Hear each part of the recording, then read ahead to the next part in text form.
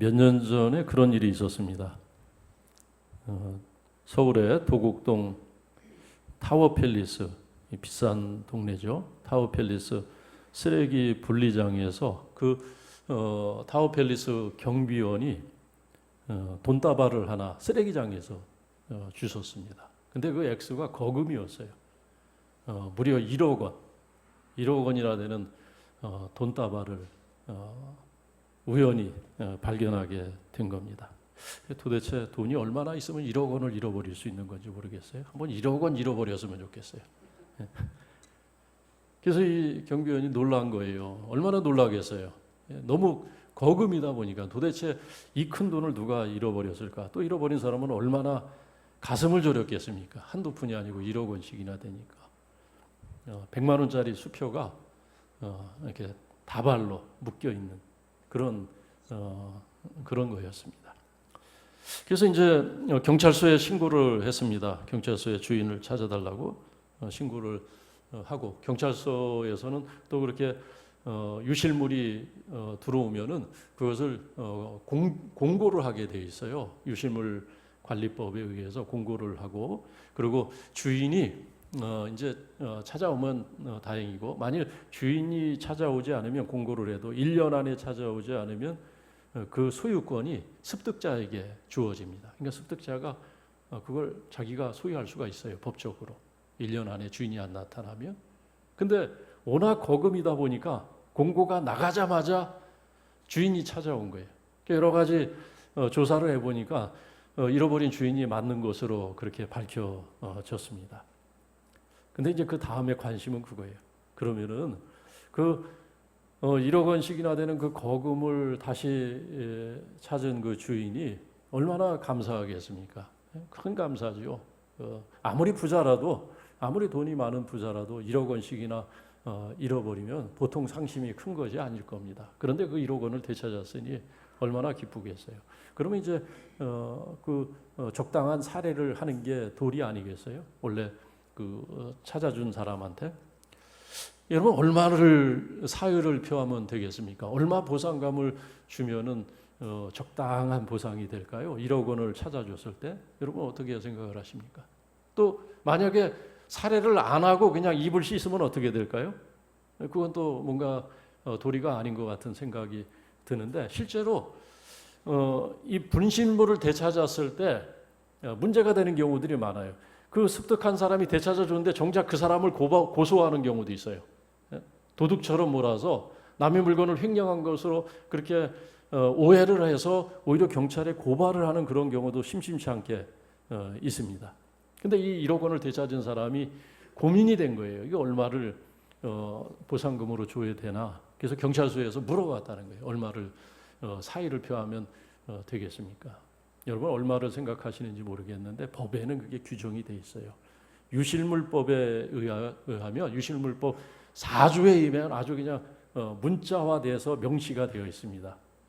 습득자가 그 유실물을 습득해서 주인을 찾아주었을 때 그 주인은 습득자에게 그 가치에, 잃어버린 유실물 가치의 100분에 의해서 100분의 20%를 보상금으로 주어야 한다. 보상금으로 지급하여야 한다라고 명시가 되어 있어요. 지급할 수 있다가 아니에요. 지급할 수 있다고 지급해야 한다는 전혀 틀린 거죠. 지급할 수 있다는 건 해도 되고 안 해도 돼요. 그건 권면이죠. 근데 지급할 수 있다는 그것은 의무조항입니다. 의무조항으로 되어 있어요. 그래서 그거 알려줬어요, 경찰서에서. 그 사람이 그 안에서 이제 사안에 따라서 어떤 절차로 돌려줬는지, 또 그 상황에 따라 조금씩 다르기 때문에 적당한 보상을 했다는 그런 기사가 있습니다. 여러분, 감사하지 않으면 그 법에 걸려요. 죄가 됩니다. 실정법에서 감사하지 않으면. 근데 성경은 또 우리에게 감사를 얼마나 많이 말씀합니까? 감사하면서 살라고, 그죠? 감사하고 살라는 거예요. 근데 만약에 우리가 감사하지 않는다, 세상에서도 마땅히 감사해야 될 때 감사하지 않으면 그게 덕이 안 되고, 그게 허물이 되고, 그게 죄가 됩니다. 근데 하나님이 우리에게 말씀을 하세요. 너희는 감사하는 자가 되라. 감사하면서 살라. 심지어 그 정도가 아니라 범사에 감사하라는 거예요. 범사에. 모든 일에 감사하라는 거예요. 어떤 때는 이 말씀이 모든 일에 감사하라는 말씀이 너무 과분한 것 아닌가.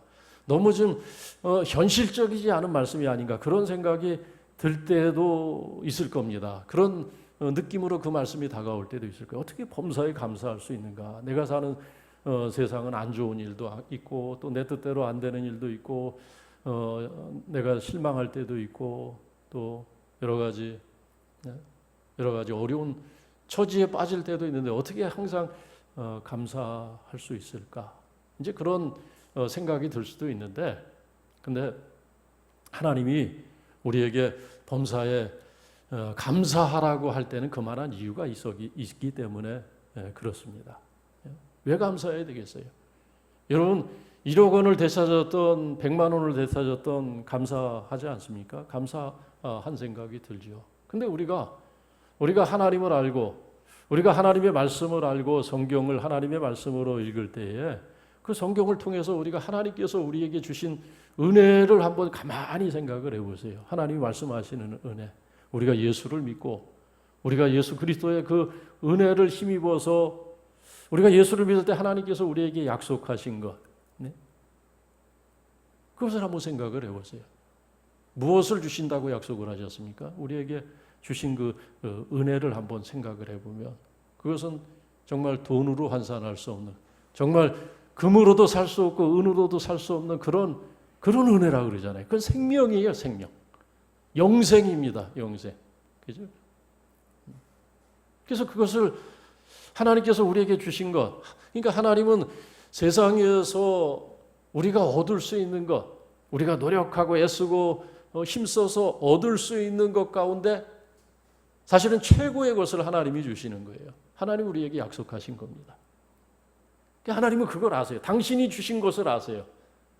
근데 우리는 하나님이 주신 것을 알기는 아는 것 같은데 그것이 얼마나 큰 것인지, 그것이 얼마나 소중한 것인지, 그것이 얼마나 가치 있는 것인지. 여러분 밭에 감추인 보화라고 그러잖아요. 예수님 비유에는 밭에 감추인 보화. 그래서 그 보화를 얻기 위해서 한 장사꾼은 그 보화를 발견하고 자기의 모든 것을 팔아서 그 밭을 사더라 그러거든요. 예수님 말씀에. 이게 그 정도로 귀한 거예요. 우리의 모든 것을 다 주어도 될 만큼, 그렇다고 우리의 모든 것 다 버리라는 것은 아니에요.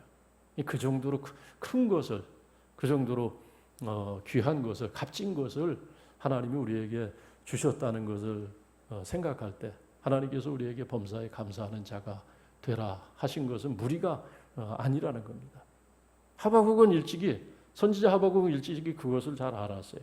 그래서 그는 3장에서 고백하지 않습니까? 무화과 나무에 열매가 없고 포도나무에 과실이 없고 외양간에 소가 없고 밭에 수출이 없을지라도 나는 여호와로 인하여서 구원의 하나님으로 인하여서 나는 기뻐하리로다. 감사하리로다.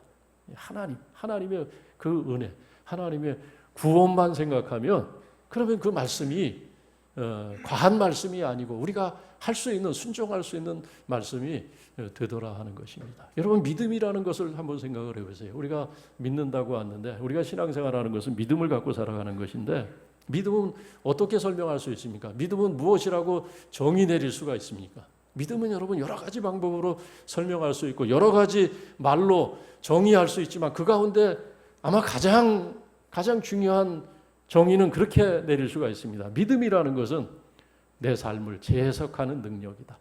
내 삶을 재해석하는 능력입니다. 믿음이 없을 때는 우리의 삶을 그냥 보여지는 대로 살고 느껴지는 대로 살고 경험되어지는 대로 살아갑니다. 믿음이 없을 때는. 그런데 우리가 정말 하나님이 믿어지는 그 순간부터, 하나님의 말씀이 믿어지는 그 순간부터 우리의 삶은 재해석되는 거예요. 믿음으로 재해석되는 겁니다. 과거도 재해석되고 현재도 다르게 보이고, 그리고 사람들이 미래가 어둡고 불운하고 앞으로 더 힘든 일이 있을 것이라고 그런 어두운 전망을 할 때도 우리가 믿음을 갖고 있으면 그 미래도 재해석되는 겁니다. 다른 사람과 다른 관점에서 다르게 보이는 거예요. 믿음이란 뭐냐? 하나님의 말씀을 통해서 우리의 삶을 재해석해 가는 것입니다. 여러분, 창세기에 나오는 요셉을 한번 예를 들어서 생각을 해보시기 바랍니다. 요셉, 그 요셉은 얼마나 고생을 많이 했습니까? 정말 어두운, 어떻게 보면 상처투성이인 그런 젊은 시절을 보낸 사람이 요셉입니다. 형제들의 미움을 받고 또 그래서 어느 날 갑자기 종이 되고 13년을 무려 13년을 종처럼 노예처럼 죄수처럼 그렇게 그의 20대가 그렇게 상처로 얼룩졌습니다. 그의 삶엔 어떻게 보면 그의 과거는 건질 게 없는 정말 감추고 싶은 그런 슬픔과 절망 그리고 분노와 원한이 사무친 그런 세월이었어요. 온통하고 억울함이 많은 사람의 한 평생 일생에서 가장 화려한 시기가 20대 아니겠어요? 20대가 가장 좋잖아요. 그죠? 가장 꿈을 꾸고 가장 놀기 좋고. 근데 20대가 없어졌어요. 요셉의 삶에서. 아니, 없어진 게 아니라 20대가 그의 삶에서는 가장 힘들고 고통스럽고 절망스러운 그런 미래가 없었던 그런 시대가 요셉의 20대였습니다. 그는 아마 보통 사람 같으면 20대는 기억하고도 싶지 않은 그냥 잘라낼 수 있으면 토막을 내서 잘라내서 그냥 쓰레기통에 버리고 싶은 그런 20대였습니다. 그런데 그가 그런 불운하고 상처투성인 20대를 보내고 나서 기적적으로 그가 애굽의 총리 대신이 됐을 때 어느 날 그 흉년을 피해서 양식을 얻기 위해서 애굽까지 내려왔던 양식을 사기 위해서 애굽까지 내려왔던 그 형제들을 만나게 됩니다. 그 형제들이 알아봤어요. 나중에 이 지금 자신들 앞에 이 엄청난 권위를 가지고 서 있는 이 사람이 자신들이 과거에 13년 전에 자신들이 악을 행했던 그래서 자신들의 악행 때문에 상인들에게 팔려가서 종이 되고 아버지는 죽은 것으로 알았던 그 요셉이라는 그 자기 형제가 지금 자신들 앞에 나타났다는 것을 알고 그들은 그 요셉이 그 과거에 자신이 입은 그 피해 때문에 희생 때문에 상처 때문에 자신들을 가만 내버려 두지 않을 것이라고 지레짐작하고 두려워서 떨면서 사시나무처럼 부들부들 떨고 있었어요. 야, 이거 큰일 났다. 양식 얻으러 왔다. 양식은커녕 죽게 됐구나. 그들이 근심하면서 낯빛이 그냥 사색이 돼서 부들부들 떨고 있을 때 요셉이 그들에게 하는 말이 무엇입니까? 요셉이 그런 말을 해요. 당신들이 내게 행한 것으로 나를 두려워하지 마소서. 당신들이 나를 이곳에 보낸 것이 아니라 하나님이 하신 일입니다. 하나님이 오늘 이와 같은 때를 위해서 하나님이 나를 여기에 보내신 것입니다. 하나님이 하신 일입니다. 당신들하고는 상관없는 일입니다. 그러므로 내가 당신들을 해하지 아니하고 당신들에게 은혜를 베풀며 내 아버지 집과 당신들의 자녀들을 내가 돌보겠나이다. 아무 염려하지 말라는 거예요. 나는 과거를 그렇게 생각하지 않는다는 겁니다. 나는 과거를 당신들이 생각하는 것처럼 그렇게 생각하지 않는다는 거예요. 거기도 하나님이 있었다는 거예요. 내가 팔려갈 때도 거기 하나님이 동행하셨고 내가 감옥에 갇혔을 때도 하나님이 거기 계셨고 그리고 내가 종으로 그렇게 살아갈 때도 거기 하나님이 계셔서 나를 오늘 여기 있게 하신 분은 하나님이십니다. 여러분 그렇게 해석을 해요. 그렇게. 과거를 바꿀 수는 없습니다. 과거의 역사를 바꿀 수는 없어요. 과거에 우리가 경험한 것을 바꿀 수는 없습니다. 그러나 과거의 상처는 치유할 수가 있는 것입니다. 어떻게 해석하느냐에 따라서. 요셉은 철저하게 하나님의 주권적인 섭리를 통해서 자신의 과거를 재해석했을 때 그의 과거의 상처는 다 치유가 되어지고 그리고 넉넉한 은혜를 그 형제들에게 자신에게 너무나 큰 악행을 행했던 그 형제들을 품을 수 있는 그런 넉넉한 마음을 갖게 됐던 것입니다. 감사가 있는 것입니다. 감사가. 과거를 생각해도 거기에 감사가 있고 그 감사가 있었기 때문에 자기 형제들에게 은혜를 베풀게 된 것입니다. 미래도 마찬가지입니다. 사람들마다 내일에 대해서 얘기하는 사람들마다 하나같이 암울하다고 합니다. 어두운 전망을 쏟아냅니다. 다 어렵다는 거예요. 앞으로는 이제 큰일 났다는 거예요. 우리 자녀들은 어떻게 내일을 살아갈지 걱정이 된다는 겁니다. 국민연금도 앞으로 어려워질 것이다. 뭐도 어려워질 것이다. 앞으로는 집 한 채 갖기도 어려울 것이다. 우리 자녀들은 어떻게 살아가냐. 앞으로는 자연재해, 공기오염은 점점 심각하고 앞으로는 정말 세상이 어려워질 것이다. 세계 또 나라들 정세를 보면서 앞으로는 세계 그런 질서들도 점점 어려워지고 경제도 어려워지고 안보도 어려워지고 미래에 대해서 하나같이 미래에 대해서 얘기하는 사람들마다 좋은 얘기하는 사람들은 거의 없습니다. 그게 사실일 수 있어요. 그게 어떻게 보면은 객관적인 예상되는 사실일 수 있습니다. 그러나 믿음은 재해석하는 거예요. 미래도 다른 관점에서 바라보는 것입니다. 여러분, 오병이어의 기적 이야기, 예수님께서 적은 음식을 가지고 하나님께 기도할 때 예수님 앞에는 수많은 사람들이 끼니를 거른 채 먹을 양식을 기다리고 있었어요. 그죠? 5천 명이나 되는 사람이 주님 앞에서 먹을 양식을 기다리고 있었는데 고작 예수님 손에 있었던 음식은 도시락 한 사람이나 먹을 수 있는 도시락 하나, 그게 전부였습니다. 도시락 하나뿐이 없었어요. 근데 성경을 보면은 그 예수님께서 적은 음식을 가지고 축사하셨다는 겁니다. 감사하고 감사 기도들을 드리고 축복을 했다는 거예요. 하나님께서 이루실 그 일을 소망하면서 예수님께서 미리 감사했어요. 미리. 보여진 것은 아직 없습니다. 아무런 역사도 일어나지 않았어요. 아무런 일도 아직 일어나진 않은 거예요. 눈에 보이는 건 똑같습니다. 그냥 물고기 2마리와 보리떡 5개. 그것은 변함이 없었어요. 그런데도 예수님은 미리 감사했어요. 미리 감사하고 미리 축복하고 그랬을 때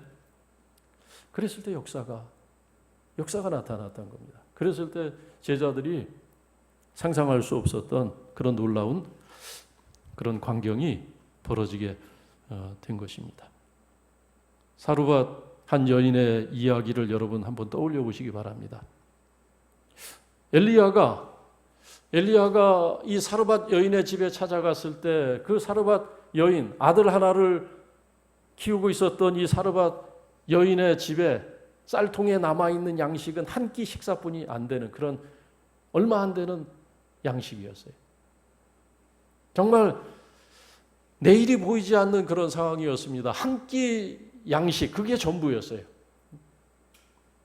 내일은 어떻게 대책이 없었습니다. 내일은 어떻게 또 끼니를 때워야 될지. 그래서 심지어는 그 여인의 입에서 나오는 말을 들어보면은 죽음을 생각할 수밖에 없는, 이제 죽겠구나. 이제 이것으로 내 아들과 더불어 한 끼 식사를 해결하고 이제 내가 죽겠구나. 그런 생각을 하는 절박한, 정말 마지막까지 더 이상 내몰릴 데가 없는 그런 구석까지 내몰린 거예요. 절박한 상황이었습니다. 정말 누구 말만 따라 내일이 없어요. 미래가 없습니다. 미래를 얘기하는 것 자체가 사치라고 여겨질 만큼 그냥 끝까지 온 거예요. 그런 상황이었어요. 얼마나 답답하고 얼마나 그 어린 자녀를 끌어안고 있는 이 여인의 슬픔이 얼마나 크겠어요. 근데 이상한 것은 하나님께서 이 엘리야의 입을 통해서 그 여인에게 우리가 상식적으로 납득이 되지 않는 그런 헌신을 요구합니다. 엘리야가 그 한 끼 남은 식사를 바치라는 거예요. 그 양식을 바치라는 거예요.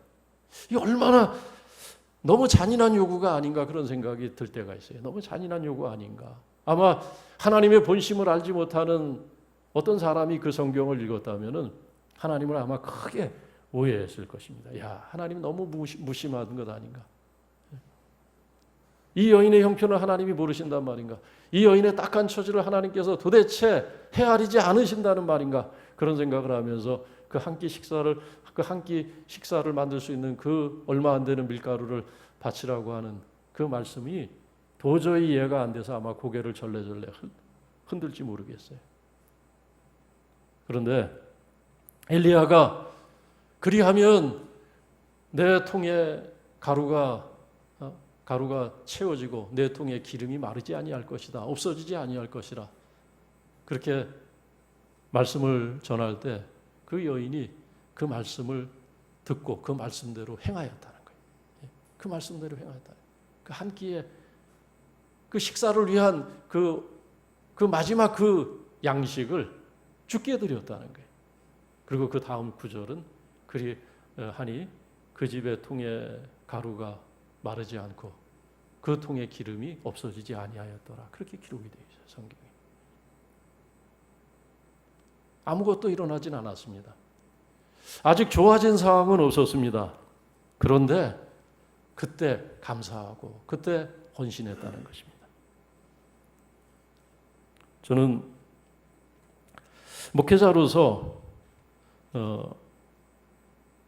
안타까울 때가 있어요. 어떤 분들이 그런 경제가 어려워지고 또 실직을 하거나 특별히 군에서는 진출이 안 돼서 전역을 하는 가정들, 그런 가정들 보면은 경제적으로 도전을 받는 그런 가정들이 많이 있습니다. 그러면 헌금 생활을 못 해요.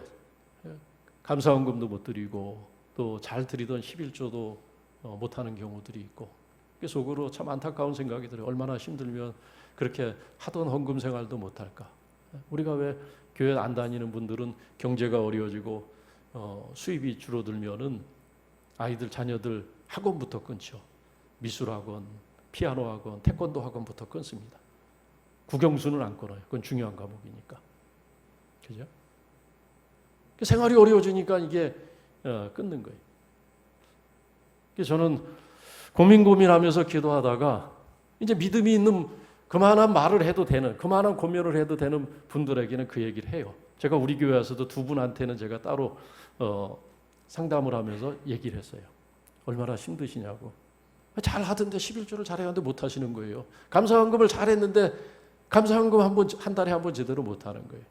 근데 그게 이제 영적으로는 참 안타까운 일이거든요. 그 얘기를 합니다. 이 두 가지 경우거든요. 그런 게 하나는 하나님을 모르기 때문에, 하나님 말씀을, 하나님의 본심을 모르기 때문이고, 또 경제가 상황이 이 사르밧 이 여인처럼 절박하기 때문에 그 못하는 거거든요. 그럼 제가 이제 얘기를 해요. 얼마나 힘드시냐고. 그러나 지금 감사해야 됩니다. 지금 감사해야 됩니다. 지금 헌신하는 게 진짜입니다. 다른 거 못하더라도 하나님께 헌신하는 건 포기하지 마십시오. 그러면은요, 제가 확률적으로 50%는 순종하고 50%는 그 말씀을 따르지 못하더라고요. 하나님의 마음을 모르시는 것 같아요. 50%는 따르세요. 제가 우리 교회 와서도 역시 똑같았고, 제가 군인교회였을 때도 늘 그런 위기에 처하는 가정들을 늘 봐왔어요. 그럼 저는 그것을 얘기하지 않고 그냥 넘어가는 거, 모른 채 하는 거, 그냥 개인의 선택이라고 내어 맡기고 지나가는 것은 목사로서의 직무유기라고 저는 생각을 해요. 반드시 얘기합니다. 저는 그만한 믿음이 있는 분들한테는. 근데 그 말씀을 듣고 순종해서 하는 분들이 있어요. 어떤 분은, 제가 특수전사령부의 어떤 집사님은 전역을 나가면서 오히려 그 얘기를 해주셔서 너무나 감사하다고 하면서 헌신하는 분을 봤습니다. 그런데 오늘 말씀해 보면은 오늘 말씀대로예요. 그렇게 헌신하고 그렇게 순종해서 감사를 하고 하나님을 섬기는 분들, 하나님께서 그 가정의 경제적인 문제를 해결해 주지 않는 경우를 제가 본 적이 없어요. 파산하는 경우를 본 적이 없어요. 그 자녀들이 하나님의 은혜를 못 받는 경우를 제가 본 적이 없어요. 여러분 경험적으로도 한번, 여러분 아실 거예요. 여러분 개인의 경험도 한번 가만히 생각을 해보세요. 오늘 말씀해 보면은 25절, 26절은 이거는 현재 이야기가 아닙니다. 이건 앞으로의 이야기, 미래형입니다. 내가 채우리라, 내가 제하리라, 다 시제가 미래입니다. 과거의 이야기가 아니고 오늘의 이야기가 아니고 미래의 이야기. 우리가 범사에 감사할 것, 먼저는 여기 이스라엘 백성들이 지켜야 될 세 가지 절기가 나왔습니다. 먼저는 무교절입니다. 무교병을 먹고 지키는 절기. 오늘 말씀에 14절에 나오는데 이것은 유월절을 말해요. 그 유월절을 지키는 것은 어떤 의미가 있습니까? 오늘 말씀에 있는 것처럼 14절, 15절 말씀에 있는 것처럼 그것을 지키는 것은 애굽에서 하나님께서 애굽에서 이스라엘 백성들, 종되었던 이스라엘 백성들을 구원하신 그것을 기억하는 거예요. 과거의 은혜를 기억하는 것입니다. 그리고 맥추절 16절, 맥추절은 뭡니까? 첫 열매를 거뒀어요. 한 해의 첫 열매를 수확을 한 겁니다. 이스라엘 백성들은 첫 열매로 수확하는 것이 보리 추수였습니다. 그게 맥추절이라고 이름을 부른 거예요. 추수를 시작할 때 오늘 내가 눈으로 보면서 오늘 누리는 축복, 오늘 하나님께서 채워주신 것, 오늘 먹고 마시는 것, 수장절도 마찬가지입니다. 이제 가을 추수거리가 다 끝나고 곡식을 창고에 들인 후에 한 해를 마무리하면서 그때 이제 그 열매를 주신 하나님께 감사를 드리는 것이 수장절입니다. 그런데 이렇게 절기를 지킬 때 어떻게 절기를 지키느냐? 오늘 말씀해 보면은 15절 말씀 말미에 보니까는 빈손으로 내 앞에 나오지 말지니라 말씀하고 있어요. 빈손으로 내 앞에 나오지 말라.